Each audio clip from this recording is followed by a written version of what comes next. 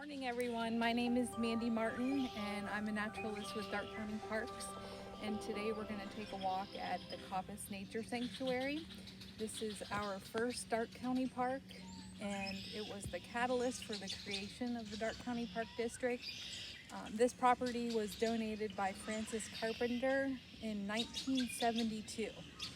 And at that time the park district wasn't established, so Francis donated the property to the Nature Conservancy, which held it until the park district became established. So this park kind of holds a special place in my heart. It's our first park, and we've grown quite a bit in the past 40 or so years. And I'm excited to take you on a walk here at Coppess today and see what we can find. Come on and let's go for a walk. When Frances Carpenter thought ahead and wanted to preserve this property, she knew that it was a special place. And as you walk along the trail and look off to the side of the trail, you're going to see some towering white oak. So we have several large swamp white oak and white oak trees here in this park. We were lucky enough to find these bloodroot in full bloom. These are another one of our spring ephemeral wildflowers. They bloom for a very short period of time. And if you break the stem or the root of the bloodroot, the liquid inside is a bright reddish, orangish color, and that's where it gets its name, bloodroot. Another tree that we find commonly here at Coppess Nature Sanctuary are these massive American beech trees. Now, as you all know, beech trees are the ones with the easy to identify bark. That smooth bark that looks like it almost has eyes in it that's looking back at you. Seems to be begged to be carved. So people like to carve their name or dates into the side of the beech tree. Now, the problem with this is that it doesn't necessarily hurt the tree, but it sure does take away from the ambiance when you're enjoying the preserve to see people who have carved into these trees. We like to practice leave no trace, which means that when you visit one of our Darke County parks, please don't leave any trace that you have been here. No litter and no carving in of trees. So while walking at Coppess, you will find these nice little depressions in the middle of the woods. These are those spring pools or vernal pools which Rob had discussed. And unfortunately, this is another one of those leave no trace ideas. So here we have a balloon, and I found that just on the edge of this vernal pool. So the balloon industry likes to say that their balloons are biodegradable. Of course, we know that this isn't true. This balloon, who knows how long it's been here. It's been here for a while, but it's definitely not decomposed at all. So if you would like some more information about balloons and why you shouldn't release them, please visit balloonsblow.org. They are the clearinghouse of balloon information and why you shouldn't release them. So we'll go ahead and pick this up with us and dispose of it properly. And please remember, do not release your balloons because they end up in places like preserves. So kids know why you shouldn't release balloons, and I just happened to find this little boy on the trail, and he has a message for you about balloons. Balloons blow. Don't let them go. You might notice this large nest box attached to the side of the tree. This nest box is monitored by our volunteers, and it's a screech owl nest box. So if you can think of a screech owl, that would be like Pip, our animal ambassador that we have there at the Nature Center. This is the nest box that they would use in the wild. Now, of course, in the wild, they will also use old woodpecker holes or branches that have fallen off and left a hole behind. So they're what we call cavity nesters. Well, it looks like we've come across the same thing Mitchell found at Route Song, a huge log over the trail. It looks like we're gonna have to call maintenance and have them come out and cut this up.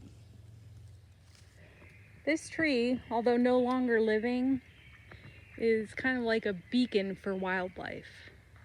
I've heard and read oftentimes that dead trees are sometimes more alive than living trees. The amount of wildlife that it can be found in a dead tree can be too numerous to count. This is a really good place for woodpeckers to build their nest and for beetles to lay their eggs. So when we have dead or dying trees in the park, we don't cut them down unless they're along the edge of the trail. We leave them standing so that they serve their purpose until they're turned back into soil. We found this nice little patch of ramps. These are sometimes referred to as wild onions or wild leeks. They're definitely in the onion family. They are edible. We don't harvest them here in the park, of course. Everything is left as a preserve. And to harvest them responsibly, they have laws that prohibit you from harvesting too much at a time. Also, they require that you leave the bulb in the ground so that the plant regrows again the next year. This is called sessile trillium, or sometimes it's referred to as toadshade, but it's called trillium. The first three letters TRI, tri meaning three, because it has 3 petals on the flower, 3 sepals, and 3 leaves.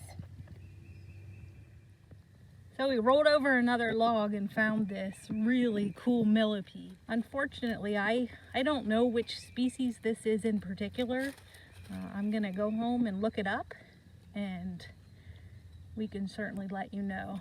I do know that these will bioluminesce, so if you have a black light in the woods, you can put it on these guys and some of them will glow in the dark.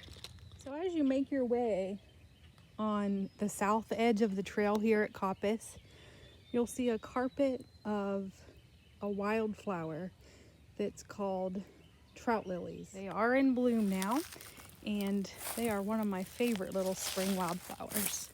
Here's the leaf, and it's called trout lily because the leaf almost looks like the speckling on a trout. And here's the trout lily flower. I'm just going to carefully lift it up so you can see. Now there's 2 different varieties that we see here in Darke County. There's a yellow and a white variety. Mostly here at Coppess you'll see a lot of the white trout lilies.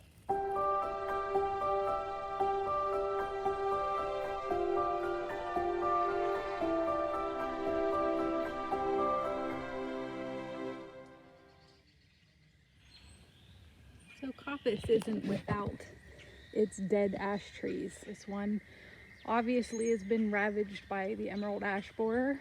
You can see the beetle larva tunnels there. So the female lays her egg and the egg hatches just underneath the bark.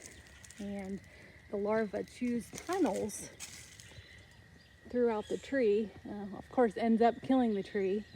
And then once metamorphosis takes place, the adult beetle flies out of a D-shaped exit hole, only to lay its eggs again on another ash tree.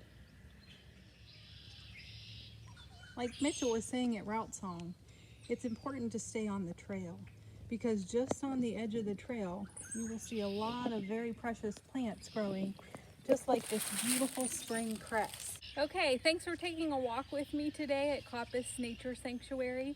This park is located on Young Road. It's just west of Ansonia off of State Route 47. Coppess is open from dawn until dusk, and again, it's a half-mile trail, a nice little loop for families, and I hope you come out and enjoy the park, and hopefully we'll see you sooner than later.